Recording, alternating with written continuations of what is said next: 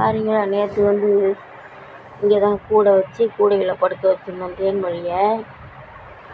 கோயில் இன்னைக்கு அழுது சாஞ்சாச்சு, மாலையாச்சு. இனிமேல் கண்ணில் தண்ணியே வரலப்பா. இருந்தாலும் எங்களுக்கு இந்த வீடு வச்சோன்றதை பார்க்க முடியாமல் பாருங்கள், அவளோட தலைவாணி இது மெலிஸ் தலைவாணி. அவளோட தலைவாணியை போட்டு பாருங்கள், உள்ளார ஒரு போர்வையை போட்டு அவள் படுத்துருக்கிற மாதிரியே போற்றி வச்சுருக்கேன். எனக்கு என்னமோ இந்த இடம் அவள் தலையை நிமித்திட்டு படுத்துருக்கிற மாதிரியே இருக்குப்பா. இந்த ஒரு திருப்தியில் பக்கத்தில் படுக்க போகிறோம் சாமி. இது பொய்த்தேன், இவ்வளவு நாள் எல்லாம் உண்மை தேனு. என் மனசுக்கு அவள் என்னமோ என் பக்கத்தில் படுத்துருக்கிறதா நினச்சி 4 தட்டு தட்டி கொடுத்துட்டு தொட்டாலும் சாப்பிட்டா தேன்மொழியை தொடுற மாதிரியே இருக்கா.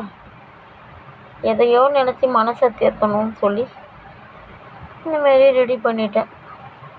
நேற்று அவள் எங்கள் அம்மா பக்கத்தில் ஒரு வாரமாகவே படுக்காததால், என் பக்கத்துலேயே படுத்ததால் அம்மா அவளோட 2-3 துணிமணியை சேர்த்து வச்சு படுத்துக்கிட்டு இருந்து நான் வந்து இந்தமாரி ரெடி பண்ணிக்கிட்டேன்.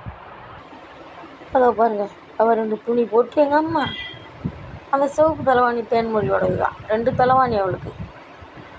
அந்த தலைவாணியை அவள் ஞாபகார்த்தமாக வச்சுருக்காங்க. ஏதோ மனசில் நிறைஞ்ச ஒரு வடிவத்தை பொய்யா நினச்சி வாழறோம்.